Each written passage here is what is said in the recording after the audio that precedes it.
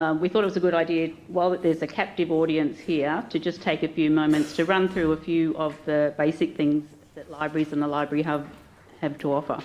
I've only got 20 minutes or so, so I'm not going to risk a live demonstration of the Library Hub, but I would encourage everyone to familiarise yourself with the site, explore it, play with it, and make the most of the huge number of resources that we now all have access to. So if you want to find the Library Hub, you can find it via many places, but library.divinity.edu.au. I should also mention that on all of the tables there are a number of handouts. Feel free to take those goodies home with you, or if you've already seen them or that you won't find them useful, just leave them on the table and I'll collect them up at the end and repurpose them at another occasion. So the first one is a library's brochure that we've produced for the last couple of years. It includes information about all of the libraries. The second item is a library information guide that we're now producing every year as a one-page A4 sheet. We're providing it also to registrars and the research office with the hope that the very basic information about libraries can be circulated to all new students. And so that everybody's getting the same information consistently across the university, no matter what college that they're affiliated with. There's also some information about all of the resources that are available in the Library Hub. And finally, the last one is just an information sheet primarily for academics who may be adding resources to ARC so that they can link to resources in the Library Hub rather than go through the process of printing, scanning, attaching copyright declarations, etc., before they upload PDFs to ARC. So as well as all of those guides, they are also available on the Library Hub. There are many other guides on the Library Hub that you may find useful when you start to explore the site. We've been creating a number of guides and guidelines on the Library Hub, and we're encouraging libraries and colleges to link to those guides when they can. Is this breaking up? No, sorry. Link to those rather than creating the same information on their own websites, so that the information is always the most up-to-date and current and everyone's reading the same information. So this information session is called Libraries and Research, so I think I better start talking about libraries. On the Library Hub, you click on the link at the top that says Libraries and you get a list of 15 different libraries that are associated with the university. Linking through will then, you'll be able to go to each of the library's individual websites. In addition, there's a little grey button towards the top that links you through to the library brochure as well, so that's also available online.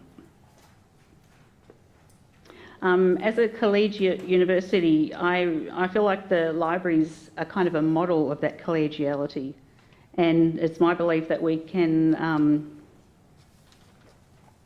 all, create something so much better when we work together.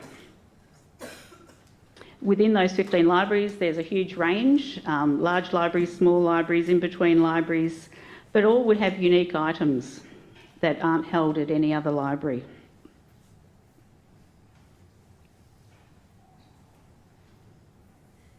All members of the university are able to borrow from all of those libraries, and they can use the same university ID card to borrow from each library. Each library, however, is autonomous and it'll have its own website, catalogue, local policies, rules, opening hours, staffing arrangements, etc. For HDR students, it's often worthwhile discovering some of those interesting things about each library, because for HDR students you may have extra benefits like extra loan periods or more books that you can borrow, the ability to have interlibrary loans, computer access, photocopiers, or even study spaces that you can have allocated to you. The libraries across the board are very well supported by the university. We have a library committee that works together, the librarians work together to share resources and to increase consistency of services across the university wherever that's possible. And the university itself also has an ongoing commitment to fund the Library Hub, and that's a very significant contribution that the university is making.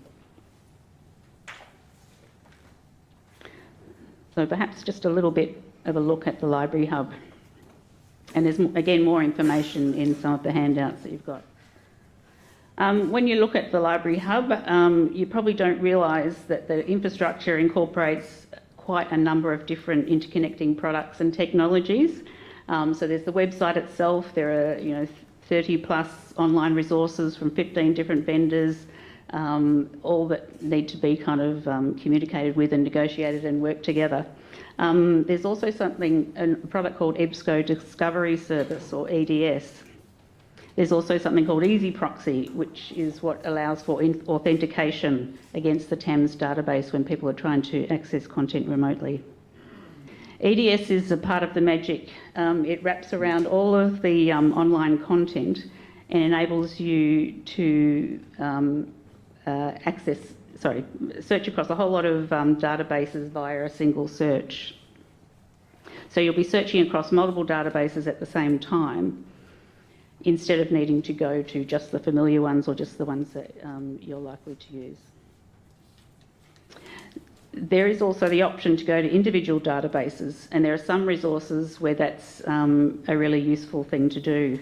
You can find the individual databases by a couple of means. They're at the top of the screen. There is a link to find and access. There'll be a drop-down menu that links to databases. Otherwise, the section in the middle that says resources, if you click on that, you'll also find a link to databases. Just a bit more general information about the Library Hub. As it suggests, it provides access to a large number of useful resources for staff and students. I should say that prior to 2016, each college and library had to make its own decisions about which online resources to subscribe to. That meant that some colleges didn't have access to online resources at all. Some had access to a small number of resources, and it was a situation where multiple libraries had subscriptions to the same resource. So perhaps the ATLA Religion database, the most popular of resources, might have been subscribed to multiple times, 6 or 8 times. Now we're in the situation where we've got one library managing the online resources on behalf of all members of the university. And the Library Hub officially was launched in 2016 in February at the start of the academic year. So one of the major benefits is that the resources are now available to all staff and students across the entire university, and there are just so many, many more resources than any of us have ever had before. The subscriptions are all taken out in the name of the University of Divinity rather than various colleges or libraries. And there's one person who's authorised to liaise with vendors, which just makes everything more streamlined so that you're not having potentially 10 different librarians negotiating with vendors and trying to explain to them what the University of Divinity is. And it gets very complicated. And when vendors often see that there are 11 colleges and 15 different libraries, it's kind of, they want to charge you a lot more. So it takes a lot of negotiating to get us down to a single institution with 700 EFT students. When you're searching the Library Hub, anyone can search the Library Hub. You don't have to be logged in to start. But if you start to want to access some licensed content, if you're actually on a college or library computer network, it'll recognise the IP and you shouldn't have to authenticate. But if you're accessing from outside that or remotely, then you'll need to log in using the same login as you would use to access ARC or TAMS. The Library Hub login screen looks very much like the ARC login screen, but you'll be able to tell the difference quite easily. And those logins, I should say, when we get queries, it's often about, I've forgotten my password, I don't know what it is, I tried logging multiple times. I should just say that the logins that you use for ARC and the Library Hub are different to the logins that you have to use for individual libraries, where you kind of go into your account, work out, see what books you have out and renew books. That sometimes confuses people. But again, that's where we get most of our queries. So back to the Library Hub. I think I mentioned before that you can access the list of databases via the resource section in the middle or via the link at the top to find and access. And that will give you then a list of some 33 resources that are currently available in the Library Hub. Each of those on that page will have some further information that you can access just by clicking on or hovering over the information icon. Any databases that we're trialling or are new or most popular are listed on the right-hand side. And one of the handouts on the table also has a list of all the 33 of those databases. The handout also indicates what sort of category the resource falls into. And some where they're classified as a specialist database, they're the ones where it's often useful to go directly to that particular database because the native interface will often have more functionality than just going through the standard search at the front of the Library Hub. So a couple of things about searching. There are two options on that page. There's the Discover Articles and More, which when you see the red, that you click on that. But if you want to discover ebooks or books, then you click on the right that's currently greyed there. Whichever option you choose, you'll generally obtain a really large results list, which you then reduce by filtering and using the limiters on the left-hand side. So you can limit by language, or you just want to find full text content or a particular publisher. You use those limiters and refine your search that way. If you are just looking to locate books or ebooks, that's in libraries held right across the university. The best way is to search UDCAT, which is the combined library catalogue of many of the libraries associated with the university. Now, UDCAT does have a native interface, which you can access via the Find and Access link at the top of the page, but also the Discover Books and eBooks is exactly the same as the UDCAT search. We've just embedded it in the main Library Hub website.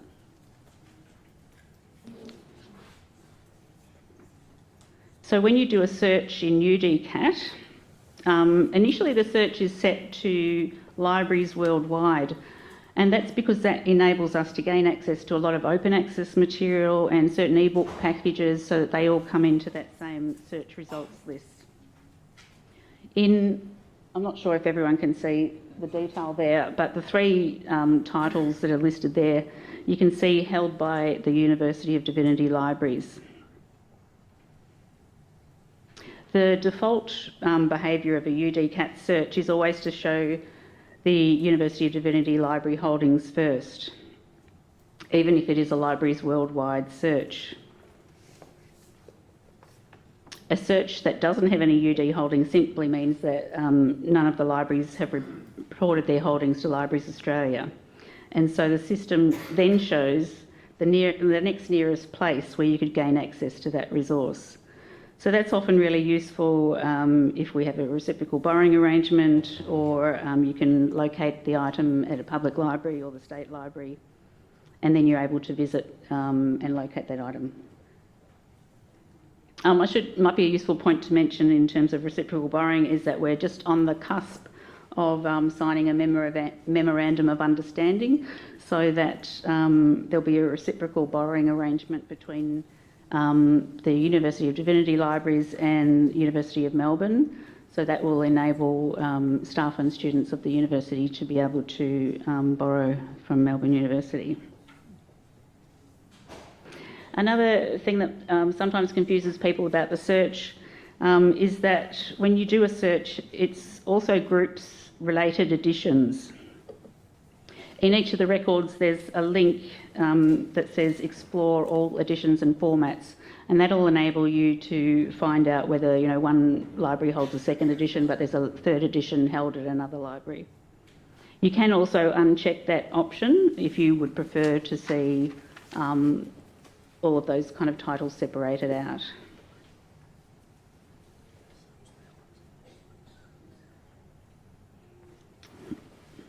just briefly back to the main search bar.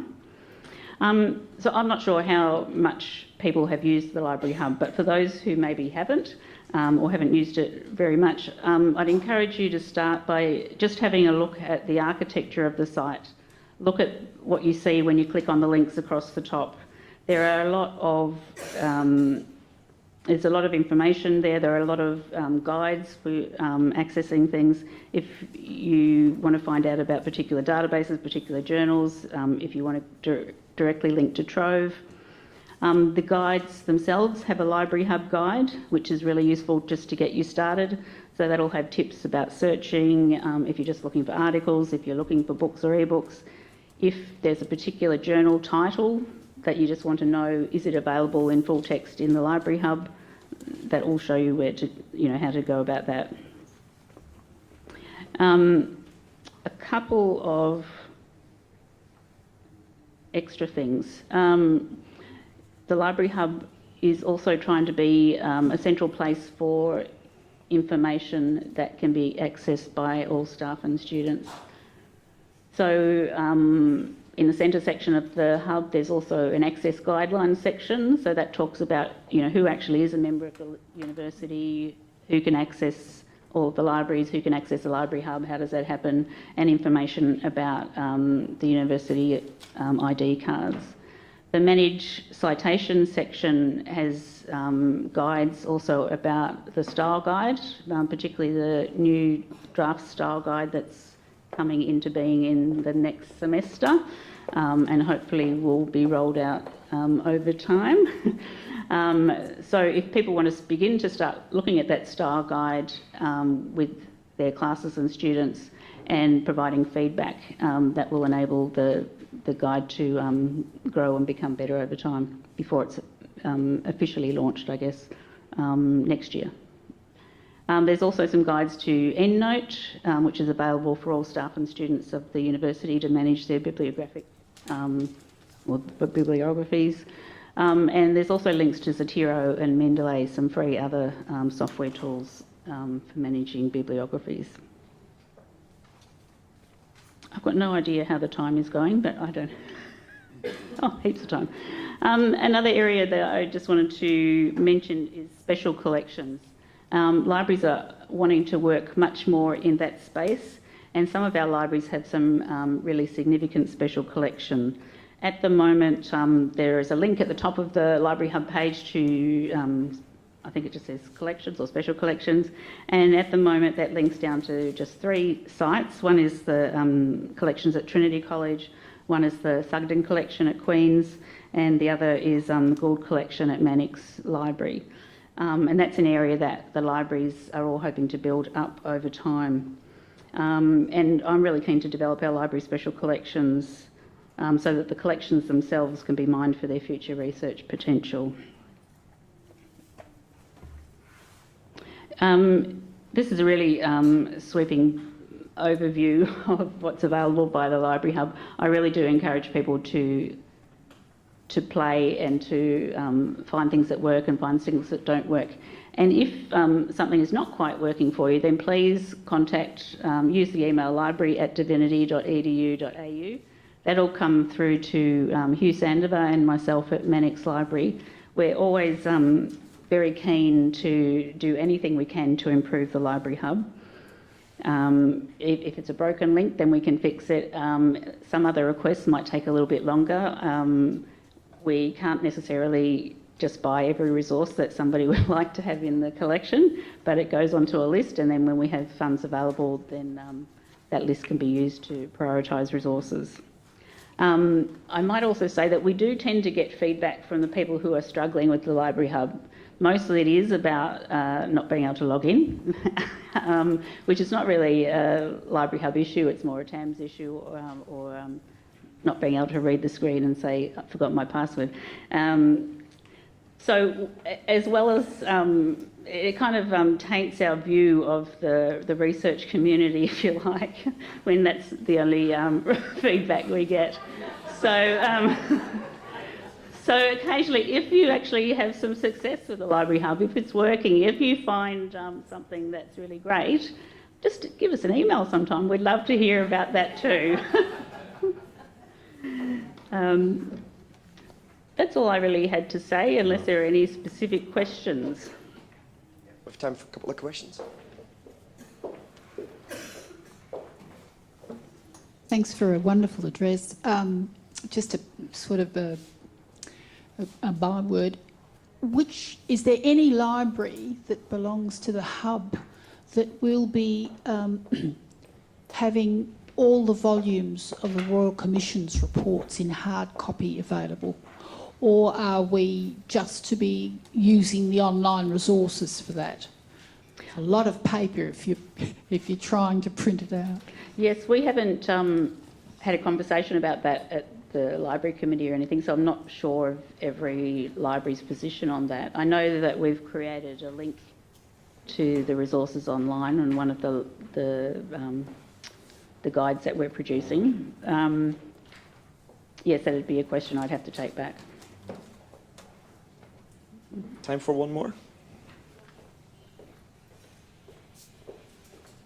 It's actually probably a question for John. This style guides, does that mean next year we have to use this particular new guide rather than... Pardon? It's a question for Carolyn. Yep. So I was going to mention this anyway. The exciting new style guide is a basic guide that has been worked on for the last year and a half, and it's going through a trial right now, and we hope to open it up in semester 2. But the link is already there, and you can go in and have a look at it. And the way I see it is that colleges have their styles, and the disciplines also have their styles.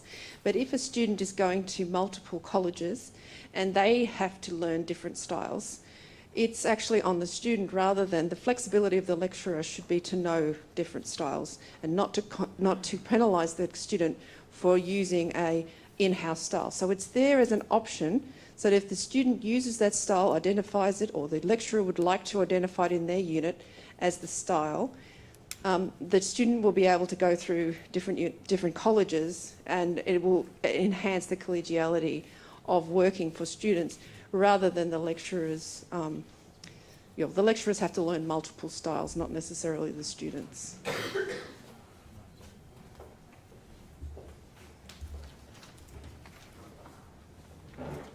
Final question. It's not a question, it's a commendation. I do know my password, so that's okay. I can remember a long time ago when Kerrie worked at Whitley, and we had the most almighty fight with ATLA, which involved us meeting with their Pacific representatives to say we were not like the University of Texas with multiple campuses, and therefore you should charge us for a database for every campus. We won for that year, but only for that year. When I told the chair of the board that I'd take him to our lawyers, that did scare them. So I just want to say that over that period of time, bringing together under Kerrie's leadership and with the support of the librarians of the other colleges, this has been an enormous undertaking to get this resource together for us to use as a university. So I just very much want to say on behalf of all of us, we do appreciate the efforts and the ongoing efforts to improve the site. It is a great asset for researchers, for HDR students, and for all students at the university. So I'd just like to thank our librarian.